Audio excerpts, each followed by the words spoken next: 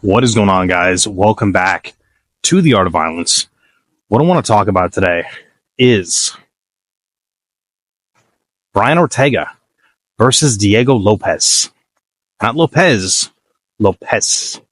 He's from Brazil, I believe. Yeah. And, man, he beat the hell out of Brian Ortega. Jesus. You know, I've been saying this in my personal life for a while. I've been saying this in my personal life. I've been saying this to like friends and stuff. Not that I have any friends, but you know, whatever. Random cats that run around. Just tell them my MMA predictions. Brian Ortega really isn't that good. He's really not. His striking is terrible. His grappling in certain cases is good. Like really good, like top notch. If you're in certain positions. Other positions, it seems like he doesn't really know what to do that much, or he's just not that skilled. Everyone gave him so much credit for and again, I'm not like a jiu-jitsu expert, so I don't want to pretend, but everyone gave him so much credit for the guillotine he had on Alexander Volkanovski.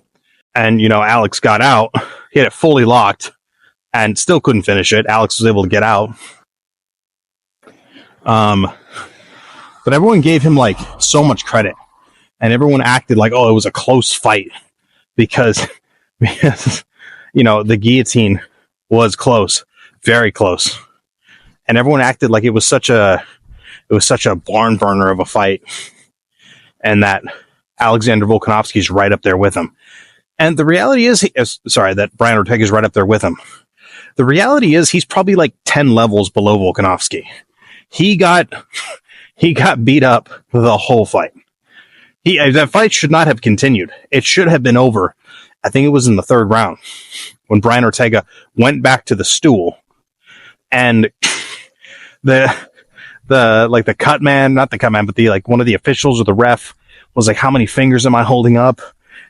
There's literally a video out there. You can see it where the ref is literally asking, it's the ref or like one of the officials or something like that who makes a decision. The doctor was like, how many fingers am I holding up?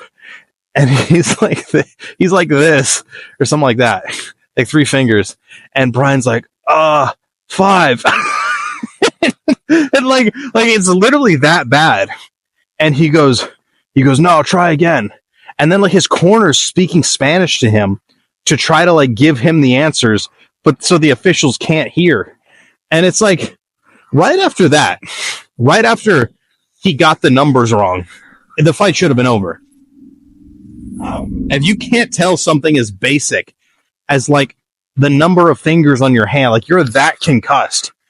Like, he got it wrong. Like, I think it was like 2 or 3 times and they still let him continue and take all that damage, you know? And it's like that fight was not close in any way, shape or form. It should have been stopped after, I believe, the third round it was, and it continued. And then he had a moment where he had a triangle kind of tight, but then Alex got out of it super quickly.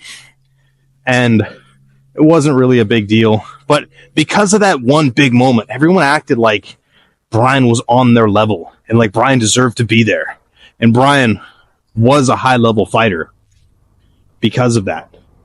And there's no truth to that. There's no...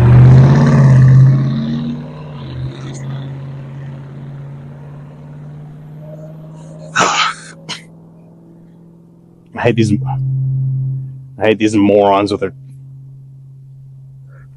lame cars that aren't even cool, with their tricked out exhausts that I don't even think do anything. Just make the car just make the car sound louder. Bunch of losers. But anyways, Brian Ortega is not on that level. Everyone just acted like he was because he had that moment. He got the shit kicked out of him. He got viciously beat throughout the entire fight. So he's not on that level. And he never really was. And he got smoked by Max. And then the next fight after that, I believe was, he got smoked by Max before. The fight after Volkanovski, I believe, was Yair. Yair was the first fight. Yair was beating him bad on the feet. And then it got taken down. And then Yair went for like a submission and it popped Brian's shoulder out of place. And then he rematched Yair. He was still getting beat on the feet. And then, little did anyone know, Yair has the jiu-jitsu of like a 10-year-old girl who's never trained jiu-jitsu before. And he got submitted easily. And looked like an absolute amateur on the ground. And so, like, that's how his last couple fights have gone. Like, getting beat up on the feet in all of them badly, and then submitting a guy who's terrible at jiu-jitsu, right? And everyone before that who he beat or submitted is not good enough to be in the top 15, even now, even if they were in their prime nowadays. None of them would be. Cub Swanson, Frankie Edgar, Korean Zombie, none of them. So, those guys are all done, cut from the UFC, retired, whatever it is. I believe Frankie's retired now, and I believe Korean Zombie's retired also. But either way, neither of those guys are, even in their prime, they wouldn't be in the top 15 nowadays. They're not good enough. So, for the most part, I might be wrong a little bit, but for the most part, it's true. That's typically the way it works. But Brian's he's never at that level. He's never that great of a fighter. He has too many holes in his game. And I've been saying this for a while. I know this is a very long, drawn-out way of saying this, but he's not that good. He's too many holes. And it's nice to, like, kind of finally have my point proven. Not that it's all about me and my opinion or what I think, but, like, I've been saying it for a while, and I know this, and I just don't think other people got it yet because they still had that delusion that Brian was a super high-level guy because he had a big moment against Alex, and he submitted Yair. But when you really break it down, it's not that impressive. And so it's kind of nice to see guys that, like, don't really belong there start to get weeded out, because that was a beatdown, man. That was a beatdown. And I know Diego Lopes is phenomenal. Still has a lot of holes in his game, but he's good. He's very good, and he has a lot of potential to be even better. So it's nice to kind of see some of the guys who, like, don't really belong there start to get kind of X'd out. And the new guys who have better skill levels, who listen better, don't have the same bad habits, who actually improve fight after fight, not to stay the same fight after fight. It's nice to see them come up and take out these old guys it's older guys who don't really belong there. So, yeah, man, I mean, just some of the mistakes, some of the flaws, constantly in range, not knowing he's in range, not having, even after getting hit multiple times, rocked multiple times, not having any strategy, not moving his head, not having his hands up at the right time, moving in and throwing at the right time, not realizing he's moving into range while jabbing or striking and getting cracked. And the distinction with that is, like, there's times where you want to be moving and striking. There's times when you don't, because if you're always moving in, you're always going to be coming into their range. And if you're not ready for it, they can counter you with a big one and get cracked, just like Ryan did at the very beginning of the fight. So you want to have control of whether or not you're moving forward or backwards or staying stationary. You don't want to be ignorantly moving forward when you're not supposed to be. So, like, a lot of guys get knocked out because they'll be jabbing and they'll suddenly be moving forward and they don't realize it, and they'll run into a big overhand, just like he did. I mean, he's got even after all these fights, he does have a good chin, because those two punches could have knocked someone out clean. Other guys might not have been able to stay conscious, and probably better for their health that they didn't, because that fight definitely probably took some cognition off of his mind, off his brain when he gets older, and he's been beat like that several times. He's probably going to start to get to the point here where those shots are going to start to really affect him.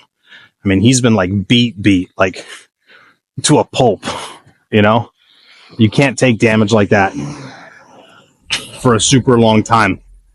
And he's had, like, I mean, it was the Max fight, the Volk fight, obviously got hit pretty hard several times in both the Yair Rodriguez fights, and now this. So, like, I don't really know if he's going to be able to do this for much longer unless he cultivates an incredible defense, which is very unlikely, especially because he's not very smart.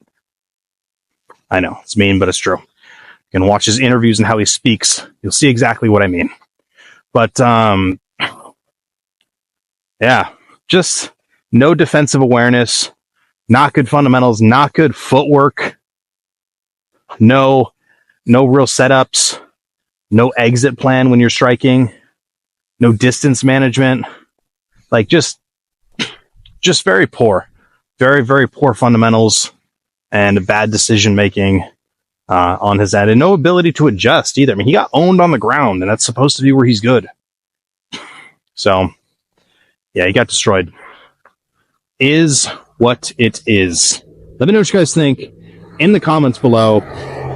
Am I right? Am I wrong? What do you think? Tell me everything. I want to know. So, my name is Angelo. This is The Art of Violence. Till next time.